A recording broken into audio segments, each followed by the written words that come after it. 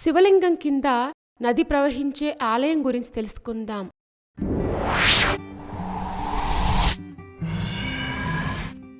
గల్తేశ్వర్ మహాదేవ్ ఆలయం. ఈ ఆలయం గుజరాత్లోని ఖేడా జిల్లాలో డాకోర్ సమీపంలోని సర్నాల్ గ్రామంలో ఉన్న శివుని ఆలయం. ఈ ఆలయం 12వ శతాబ్దంలో నిర్మించబడింది. గల్తేశ్వర్ దేవాలయం గల్తీ నది మరియు మహి అనే 2 నదుల సంగమం వద్ద ఉంది. ఇప్పటికీ శివలింగం కింద గల్తీ నది ప్రవహిస్తుందని మరియు గల్తీ నది యొక్క ఒక నీటి బుగ్గ నిరంతరం శివలింగంపై నీటిని చిలకరిస్తూ ఉంటుందని చెప్తారు. ఈ ఆలయం భారతదేశంలోని అత్యంత క్లిష్టమైన శిల్పాలు కలిగిన దేవాలయాల్లో ఒకటి. ఈ క్షేత్రంలో చతురస్రాకార గర్భగృహం అలాగే అష్టభుజి మండపం కలిగి ఉంటుంది. గల్తేశ్వర్ దేవాలయం భూమిజ శైలి దేవాలయం. ఇది గుజరాత్లోనే అత్యంత అరుదైనది.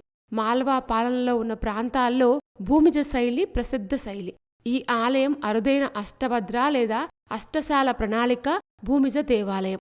అత్యంత అరుదైన ఆలయాల్లో ఈ ఆలయం కూడా ఒకటిగా పరిగణించబడుతుంది. ఈ ఆలయ ప్రవేశద్వారం వద్ద ఎడంవైపున వినాయకుని విగ్రహం మరియు కుడివైపున హనుమంతుని విగ్రహం ప్రతిష్ఠించబడి ఉంటుంది.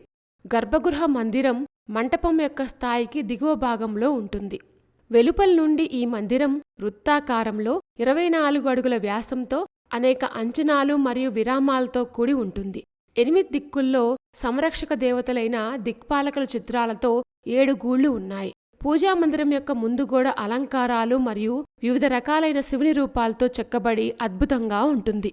ఈ ఆలయం యొక్క స్థల పురాణం గురించి తెలుసుకుందాం. పురాణం ప్రకారం గల్వీ ముని పవిత్రమైన గంగా నదిని శివలింగంపై ప్రవహించమని తీవ్రమైన తపస్సు చేసిన తర్వాత ఈ శివలింగం ఉద్భవించింది అని నమ్ముతారు. ఆయన తపస్సుకు సంతోషించి గంగానది గల్తీ నది రూపంలో వచ్చి శివలింగానికి అభిషేకం చేసి మహీనదిలో కలుస్తుంది. నేటికి గంగానది గల్తేశ్వర్ మహాదేవ్ దేవాలయం కింద ప్రవహిస్తుంది అనేది భక్తుల విశ్వాసం. ఈ ఆలయానికి పైకప్పు లేదు అని చెప్తారు. అది ఎందుకంటే శివుడు స్వయంగా ఈ ఆలయాన్ని నిర్మించారని చెప్తారు. కాని తన్ను ఎవరూ గుర్తించకూడదని రాత్రిపూట పనిచేశారట. కాని సూర్యోదయానికి ముందు దాన్ని పూర్తి చేయలేక ఆలయాన్ని అలాగే వదిలేశారు అని చెప్తారు. మరొక కథనం ప్రకారం గజనీ మహమ్మద్ సోమ్నాథ్ ఆలయాలను దోచుకున్న తర్వాత ఈ మార్గం గుండా వచ్చారట మరియు ఆయన గల్తేశ్వర్ను చూసినప్పుడు పైకప్పును ధ్వంసం చేశారని కూడా చెప్తారు.